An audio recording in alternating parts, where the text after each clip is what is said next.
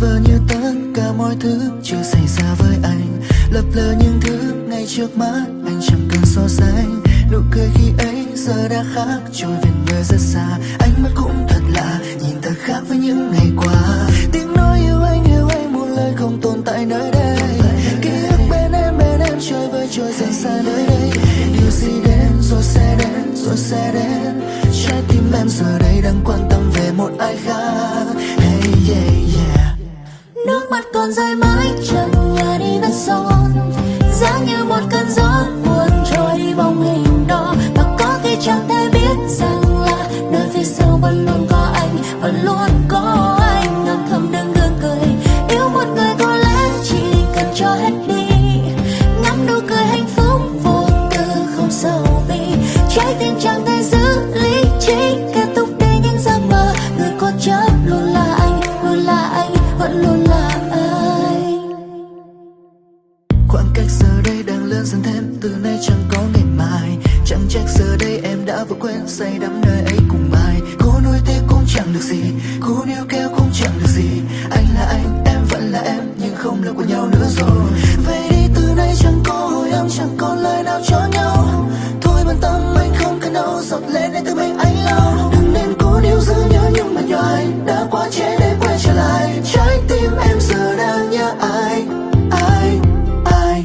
Nước mắt còn rơi mãi trần nhà đi vết son, giá như một cơn gió buồn trôi đi bóng hình đó. Và có khi chẳng thể biết rằng là nơi phía sau vẫn luôn có anh, vẫn luôn có anh. Ngầm thầm đừng gượng cười, yêu một người có lẽ chỉ cần cho hết đi. Ngắm nụ cười hạnh phúc vô tư không sầu bi, trái tim chẳng thể giữ lý trí, kết thúc đi những giấc mơ. Người cố chấp luôn là anh, luôn là anh, vẫn luôn là anh. Mưa rơi mãi trôi nhòa đi vết son. Yêu một người có lẽ là cho hết đi. Nước mắt còn rơi mãi trần nhà đi vết son, giá như một cơn gió buồn trôi đi bóng hình đó. Và có khi chẳng thể biết rằng là nơi phía sau vẫn luôn có anh, vẫn luôn có anh. Ngầm thầm đừng gượng cười, yêu một người có lẽ chỉ cần cho hết đi.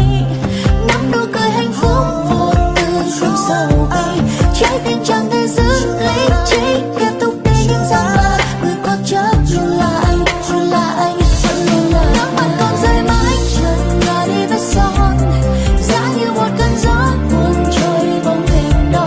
Và có khi chẳng thể biết rằng là nơi phía sau vẫn luôn có anh, vẫn luôn có anh. Ngầm thầm đừng gượng cười, yêu một người có lẽ chỉ cần cho hết đi.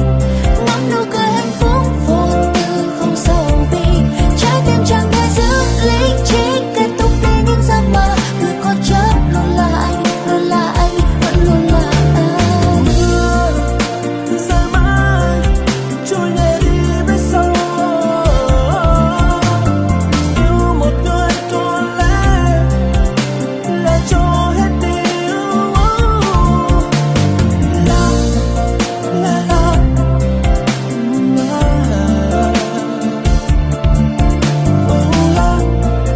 la la la la.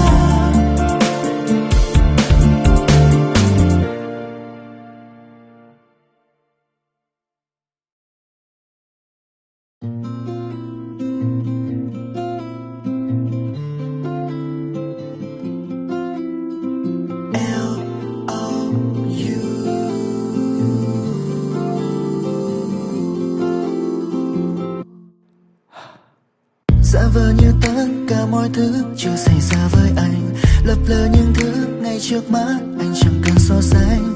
Nụ cười khi ấy giờ đã khác, trôi về nơi rất xa. Ánh mắt cũng